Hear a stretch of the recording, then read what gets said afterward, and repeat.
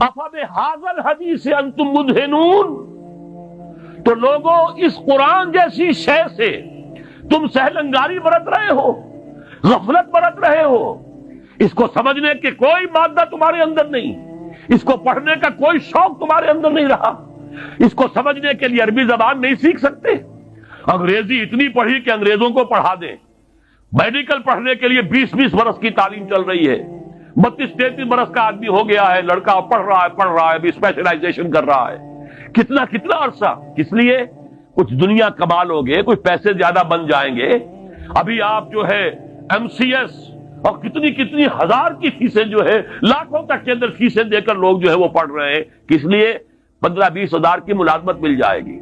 قرآن کو سیکھنے کے لیے عربی تم نے نہ سمجھی، عربی نہیں پڑھی، انگریزی جس کے الفابیٹس تم سے جدا، جو 7 سمندر پار کی زبان، وہ تم نے پڑھ لی، اور وہ عربی کہ جس کے حروف وہی ہیں جو تمہاری اپنی زبان کے ہیں، وہ سندھی ہو یا اردو ہو یا فارسی ہو، سب کے حروف تو وہی ہیں، وہی الف با تا ہے، وہ حروف وہی ہیں، وہی داہنے ہاتھ سے لکھے جانے والی بجائے بائیں کے، وہ زبان کے جس کا تمہارا اپنی زبان کا ایک جملہ تم نہیں بول سکتے جس میں لفظ عربی کا نہ آئے، جملہ خود عربی کا لفظ ہے، تمہارا کہاں سے آ گیا لفظ یہ؟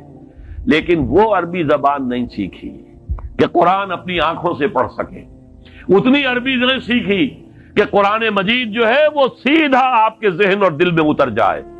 اس لیے کہ جب آپ قرآن پڑھیں اور ترجمہ دیکھیں تو ترجمہ جب آپ پڑھ رہے ہیں، قرآن نہیں پڑھ رہے، آپ تو مترجم کو پڑھ رہے ہیں، اپنی آنکھ سے قرآن نہیں پڑھ رہے، آپ مترجم کی آنکھ سے قرآن پڑھ رہے ہیں۔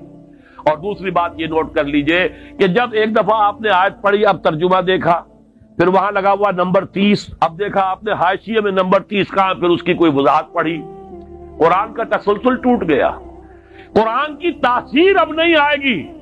قرآن کی تاثیر جب آتی ہے جب براہ راست آپ کے اوپر، آپ کے ذہن اور قلب پر قرآن نازل ہو رہا ہو، ترجمے کا بیریئر درمیان میں نہ ہو، یہ پردہ آپ کے اور قرآن کے درمیان حائل نہ ہوئی تو پردہ ہے، اور کوئی ترجمہ جو ہے قرآن کا قائم مقام نہیں بن سکتا۔ یہی وجہ ہے کہ ہمارے علماء کا فیصلہ رہا ہے، آج تک اس پر قائم ہے، کہ مجرد ترجمہ کبھی شائع نہیں کیا جانا چاہیے، متن کے ساتھ ترجمہ ہو، اس لیے کہ قرآن عربی زبان میں ہے، قرآن تو متن ہے، اس کا ترجمہ قرآن نہیں ہے۔ کسی نے کوئی غلطی کی ہو، کسی نے اپنی ذہن کے مطابق تو بہترین کوشش کی ہے، لیکن یہ کہ قرآن مجید اس کا قائم مقام نہیں بن سکتا ترجمہ۔ تو بِهَذَا الْحَدِيثِ أَنْتُمْ مُدْهِنُونَ، یہ مداہنت تم کر رہے ہو، یہ سستی، یہ سہل انگاری، یہ بے اعتنائی، یہ لاپرواہی اس کتاب سے جس کی شان کیا ہے؟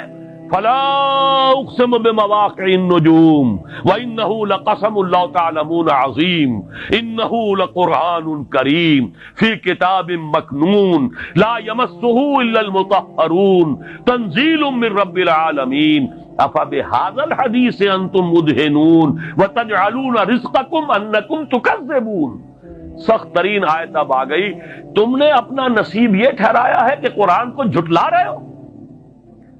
آپ کہیں گے یہ تو ہماری بات نہیں ہے، ہم نے تو جھٹلایا نہیں، قرآن کو تو ہم مانتے ہیں، اللہ کا کلام ہے، چومتے بھی ہیں اسے، اس کو بڑے اچھے جزدان میں رکھتے ہیں، اوپر رکھتے ہیں، گر جائے تو پھر یہ کہ اس کا صدقہ دیتے ہیں وغیرہ وغیرہ، ہم نے جھٹلایا تو نہیں۔ لیکن اصل میں ایک جھٹلانا ہے زبان سے، تکذیب قولی، ایک جھٹلانا ہے تکذیب فعلی یا تکذیب حالی۔ اگر آپ اسے پڑھتے نہیں، سمجھتے نہیں، اس پر عمل نہیں کرتے، اسے اپنا امام نہیں بنایا تو جھٹلا رہے ہیں آپ اس کو۔ اور یہ بھی کہیں آپ یہ کہہ دیں یہ اپنی طرف سے اتنی سخت بات کہہ رہا ہے، قرآن مجید سے دلیل دیتا ہوں، سورہ جمعہ کی آیت تو یاد ہوگی، مثل الذین حملوا التوراۃ ثم لم يحملوها کمثل الحمار يحمل اسفارا۔ میں تم سے پہلے ایک امت تھی، وہ امت مسلمہ، میں وہ آیت آپ کو سنا چکا ہوں، 2 دفعہ آئی ہے، سورہ بقرہ کے 6 رکوع کی پہلی آیت بھی وہی ہے اور 15ویں رکوع کی پہلی آیت بھی وہی ہے، ایگزیکٹلی وہی، یا بنی اسرائیل اذکروا نعمتی التی انعمت علیکم وانی فضلتکم علی العالمین۔ لیکن وہی امت ہے جس کے بارے میں فضربت علیہم الذلۃ والمسکنۃ وباؤوا بغضب من اللہ، ان کی بے عملی کی وجہ سے، اور ان کے بارے میں یہ آیت آئی مثل الذین حملوا التوراۃ، جو حامل تورات بنائے گئے تھے ثم لم یحملوها، پھر انہوں نے اس کا حق ادا نہیں کیا، ذمہ داری ادا نہیں کی۔ کمثل الحمار یحمل اسفارا، ان کی مثال اس گدھے کی سی ہے جس پر کتابوں کا بوجھ لاد دیا گیا ہو۔ گدھے کے اوپر پیٹھ باندھ کے ایک گٹھڑی باندھ کر رکھ دیجئے سائنس کی کتابوں کی، آئنسٹائن کی تصنیف کی یا مکالمات فلاطون، اس سے گدھے کو کوئی فائدہ ہوگا؟ گدھا تو گدھا ہی رہے گا۔ کتابیں آپ نے لاد دی ہیں اس پر فلسفے کی اور سائنس کی اور منطق کی اور ہدایت کی۔ تو یہ مثال ہے، اب دو نوٹ کیجئے، یہ مثال ہے کس کی؟ ذالک مثل القوم الذین کذبوا بآیات اللہ، یہ مثال ہے اس قوم کی جس نے اللہ کی آیات کو جھٹلایا۔ کیا یہودیوں نے تورات کو کبھی جھٹلایا؟ نہیں، مانتے رہے یہ خدا کی کتاب ہے، آج بھی مانتے ہیں، آج بھی پڑھتے ہیں اس کی تلاوت کر کر کے۔ کبھی آپ نے ٹیلی ویژن پر دیکھا ہوگا جو ویلنگ وال ہے بیت المقدس میں، جو ان کا پرانا جو ہیکل تھا اس کی ایک دیوار سالم کھڑی ہے، باقی تو پورا ہیکل جو زمین بوس ہے، گرا ہوا ہے۔ وہاں تو اب قبۃ الصخرہ بھی بنا ہوا ہے اور مسجد جو ہے مسجد اقصیٰ بھی بنی ہوئی ہے، اور وہ اس کو گرانے کے در پہ ہے تاکہ اپنا ہیکل دوبارہ بنائے۔ 2 مرتبہ گر چکا ہے تاریخ میں، اور اب 1929 برس سے گرا ہوا ہے۔ سن 70 عیسوی میں ٹائٹس رومی نے اسے گرایا تھا اور آج تک وہ گرا پڑا، صرف ایک دیوار ہے اس کی سالم۔ وہاں جاتے ہیں، ٹکرے مارتے ہیں، پڑھتے ہیں، اور تورات جس طریقے سے پڑھ رہے ہوتے ہیں وہ جیسے ہم قرآن مجید پڑھتے ہیں، حفاظ کو آپ دیکھتے ہیں جھوم جھوم کر اور ہل کر پڑھتے ہیں، ایسے پڑھتے ہیں۔ تو تورات کو جھٹلایا اس معنی میں نہیں کہ انہوں نے یہ کہا یہ اللہ کا کلام نہیں ہے، جھٹلایا عمل سے، جب اس پر عمل نہیں کیا تو جھٹلایا۔